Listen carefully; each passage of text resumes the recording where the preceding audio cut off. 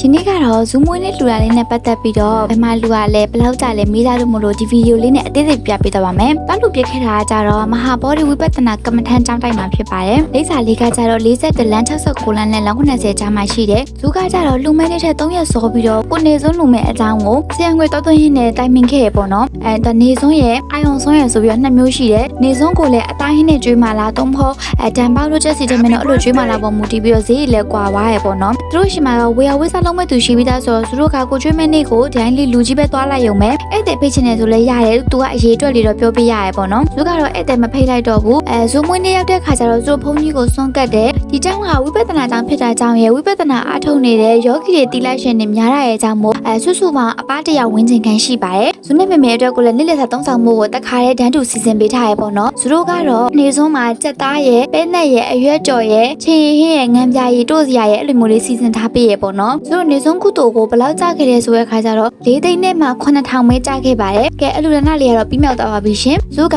မဟာမြတ်မွနေ့မှာရွှေသင်္ကန်းလေးကချင်သေးရကြောင့်မို့လို့မွေးနေ့မှာဖះကိုတော့ရအောင်သွားခဲ့ပါတယ်။ပုံမှန်ဆိုလို့ရှိရင်ဇုဒီလိုနေ့နံနဲ့ပန်းတွေကိုကက်လေးကထားမရှိပေမဲ့ဒီနေ့ကတော့မွေးနေ့မို့လို့ဝယ်ခဲ့လိုက်တယ်ပေါ့နော်။မထီးတွေရဲ့ဒခွန်လားပါလားအဲ့ဒါလေးလည်းပါတယ်။အတိတ်ကကပ်ဖို့ရွေထားတဲ့ရွှေသင်္ကန်းလေးကိုလည်းဝင်လိုက်ပါတယ်။ဖះတရားအရေးအောက်မှာရှိနေတာကဘဝရဲ့အမောတွေအပြည့်ပြောက်သွားပြီးကိုယ့်ရဲ့စိတ်လေးကိုလည်းအေးချမ်းနေရပဲ။ပြီးတော့ရီတော့သွားပြီးတော့တက်ပဲငလင်းကြီးပြီးခဲ့တဲ့ဖះအတွင်ပျက်စီးမှုတွေကများနေလို့ပြင်နေရအခုထိမပြီးသေးဘူးထင်တယ်။ဆိုတော့ဒီနေ့တနေ့တာပြုလုပ်ခဲ့သမျှကုသိုလ်ကောင်းမှုတွေအကုန်လုံးကိုဖះမှာကြီးစီတီးပြီးတော့အမျှဝေတာတုခေါ်ခဲ့ပါရဲ့ရှင်။ဆိုတော့ဒီနေ့ရဲ့မွေးနေ့ vlog လေးကတော့ဒီလောက်ပါပဲရှင်။ See you in the next video. Bye bye.